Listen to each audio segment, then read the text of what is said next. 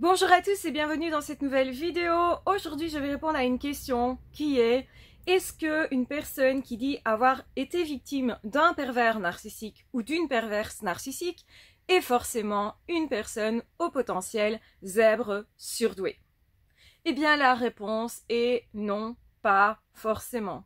Alors, il est vrai que beaucoup de hauts potentiels vont déjà avoir connu justement une histoire avec un pervers narcissique ou une perverse narcissique, en auront généralement souffert et justement, eh bien, ont des caractéristiques qu'ils attirent ce type de personnes, qu'il y a un rapport particulier entre le haut potentiel et le pervers narcissique et entre le pervers narcissique et le haut potentiel. Si c'est un sujet qui vous intéresse et que vous souhaitez vraiment creuser en très grande profondeur, j'ai une formation entière là-dessus qui reprend vraiment tout mon travail, qui vous donne tous les tuyaux et vous montre exactement tout ce qui s'est passé durant votre histoire, le pourquoi, du comment, en long, en large et en travers. Donc je vous remettrai en barre d'infos le lien vers cette formation pour que vous puissiez la retrouver très facilement si elle vous intéresse. Cependant, effectivement, c'est pas parce que on a été victime de pervers narcissiques qu'on est forcément une personne à haut potentiel. On ne peut pas établir un diagnostic sur cette seule base. C'est très important de comprendre ça. Parce qu'effectivement, il y a d'autres personnes, d'autres profils qui vont, elles aussi, avoir été victimes de ce type de personnes-là et de cette toxicité-là. Ce qui est très important aussi, c'est de comprendre que c'est pas parce qu'une personne a été victime d'un pervers narcissique qu'elle fonctionne bien elle-même et que cette personne est forcément saine. Pourquoi je dis ça? Parce qu'il y a beaucoup de pervers narcissiques qui vont dire justement qu'ils ont été victimes de pervers narcissiques. Ça peut être vrai et pas vrai. Vrai dans la famille. Souvent, il y a d'autres pervers narcissiques. Mais ils vont jouer de ça pour vous amadouer, pour chercher à rentrer dans votre vie en déclenchant votre empathie en fait. Et en réalité, ce n'est pas vrai dans le sens où ce sont eux qui sont pervers narcissiques et qui vont du coup toujours dire de leur ex que c'était des mauvaises personnes. Pourquoi ça? Eh bien pour que la nouvelle victime n'aille pas chercher des infos chez l'ancienne compagne, par exemple, donc pour éviter justement que la nouvelle victime voie clair rapidement. Aussi, effectivement, ça permet, eh bien, de faire en sorte que les deux personnes rivalisent, s'affrontent et éventuellement souffrent l'une de l'autre. Ça peut être un homme comme une femme, hein, je rappelle. Quand je dis la victime, ça peut être deux hommes, ça peut être deux femmes qui vont s'affronter. Et donc, en fait, tout ce que vise le pervers narcissique ou la perverse narcissique, c'est que, justement, ces deux personnes-là ne collaborent pas ensemble pour, justement, pouvoir manipuler comme on veut plus facilement la personne qui est la nouvelle victime et même l'ancienne. Donc, quand une personne vous dit « j'ai été victime de pervers narcissique », ça ne veut pas dire que cette personne, elle est saine. On voit aussi, effectivement, des personnes qui ont d'autres troubles de personnalité qui ont été victimes de pervers narcissiques parce qu'en fait, d'une certaine façon, eh bien, ils vont s'auto-saboter mutuellement. Il y a effectivement le cas d'une personne qui a un trouble de personnalité borderline. C'est aussi très fréquent chez les borderline qu'ils aient eu des rapports avec des pervers narcissiques.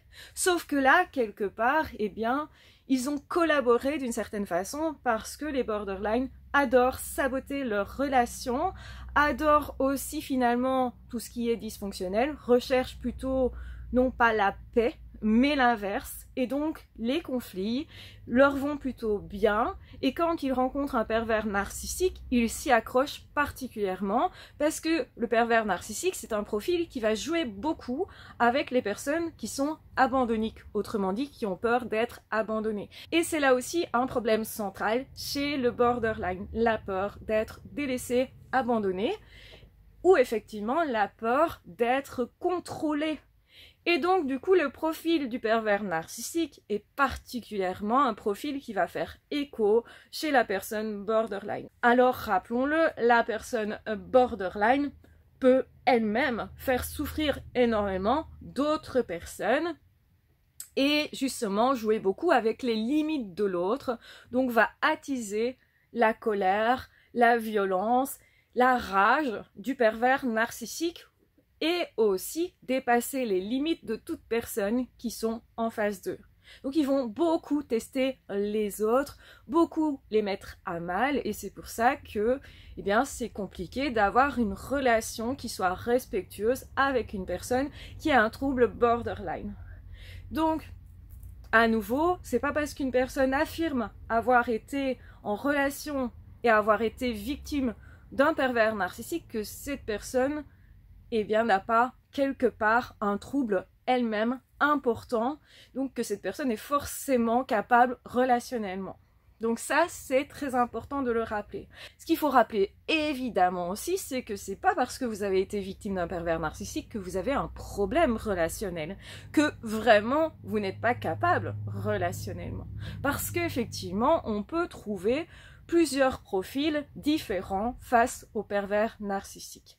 La différence essentielle à regarder, et c'est vraiment un gros tuyau que je vous donne pour savoir finalement qui est cette personne qui parle et qui dit « j'ai été victime d'un pervers narcissique », cette personne, si elle continue de dire qu'elle était victime et surtout essaye de vous faire comprendre d'une certaine façon qu'elle voudrait être prise en charge, que finalement elle se plaint de son passé, cette personne est peut-être justement en train d'essayer de vous manipuler, en train d'essayer justement de vous manœuvrer pour vous donner mal au cœur et quelque part vous dit « tu serais peut-être mon sauveur ». Si une personne se positionne de cette façon-là, c'est pas une personne qui, en tout cas pour l'instant, prend en main les choses. À l'inverse, une personne qui a été victime va avoir du mal à dire et à utiliser ce mot-là. J'ai été victime. C'est extrêmement compliqué quand on l'est vraiment de se dire j'ai été victime. C'est lourd et on n'a pas envie surtout de rester victime. On va dire oui, j'ai souffert de ça, mais j'avance. J'essaye de m'en sortir. Je fais ceci et ça pour m'en sortir. Je veux prendre en main ma vie. Et cette attitude-là vous garantit que la personne va pouvoir plus facilement composer avec vous et est plus capable en fait de relations, de nouvelles relations. Donc c'est-à-dire c'est une personne qui est capable de s'investir dans une nouvelle relation et surtout une personne capable d'être autonome et mature suffisamment pour créer une relation. Parce que oui, il y a des personnes qui préfèrent se faire porter et qui ne veulent jamais prendre leurs responsabilités. Une façon de repérer les pervers narcissiques, c'est aussi qu'ils vont toujours se faire passer pour victimes et insister beaucoup lourdement là-dessus. Les borderline aussi, généralement, vont toujours dire « c'est aux autres à me comprendre, c'est aux autres à s'adapter, il faut pas me stigmatiser, sous-entendu, il faut être compréhensif, gentil avec moi et accepter mes éventuels sauts d'humeur, etc., mes comportements, même si, quelque part, c'est de la violence, c'est inacceptable, ou c'est une forme de violence que je me fais à moi. » Ben non, en fait, tout ça n'est pas sain. Une personne qui passe son temps à saboter sa propre vie, sa propre existence ou celle des autres n'est pas une personne saine à ce moment-là. C'est une personne qui a des choses à régler, à travailler. Et effectivement, par contre, une personne qui ne fait pas ça, qui cherche à prendre soin de sa vie et à prendre soin de la vie des autres, est une personne qui cherche en tout cas à établir des relations saines, équilibrées, avec soi et avec les autres. Et là, c'est la garantie justement d'avoir en face de vous une personne qui est capable relationnellement, c'est-à-dire capable de pouvoir entrer en relation réellement avec vous. C'est une personne qui essaye de se construire, c'est une personne qui essaye justement de se remplir d'une certaine façon par elle-même et non par l'extérieur. Et donc du coup, c'est une personne qui va pas non plus avoir tendance à se sentir incomplète et à le reprocher aux autres ou à elle-même.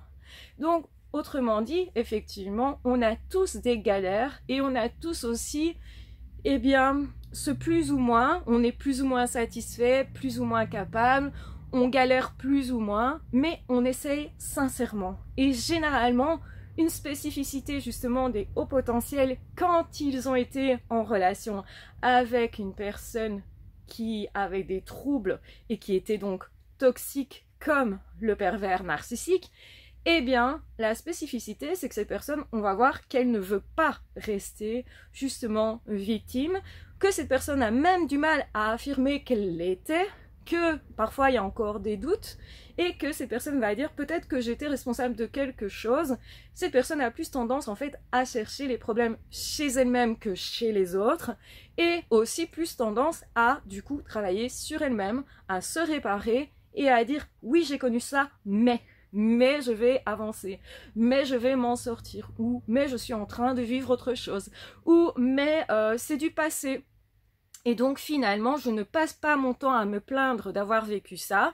Et justement, souvent, l'optique d'essayer de tirer de ça quelque chose de positif pour sa vie, pour soi et même pour ses futures relations, garantit aussi le fait que ces personnes, elles soient en train d'essayer de construire quelque chose avec vous.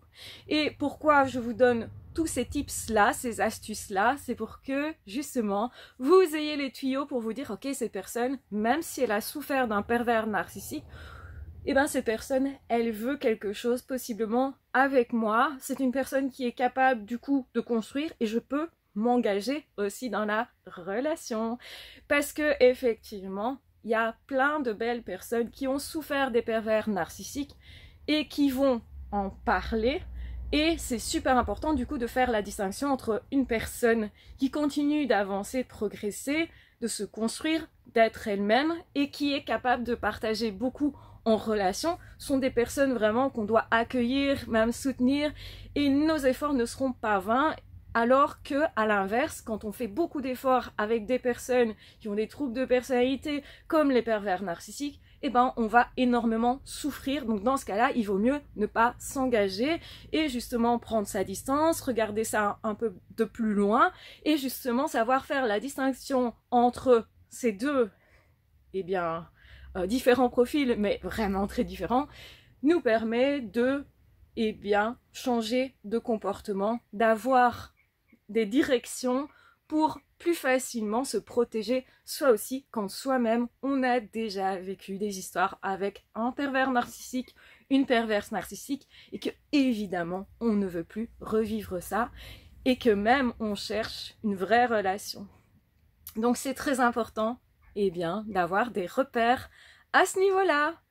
Voilà, j'ai des petits oiseaux qui viennent, je sais pas si vous avez entendu, c'est trop mignon, sur le bord des fenêtres. Donc en tout cas, je vous embrasse bien fort, je vous aime très fort, prenez bien soin de vous, et on se retrouvera très vite dans d'autres audios ou dans d'autres vidéos. Ah, ciao, bye bye.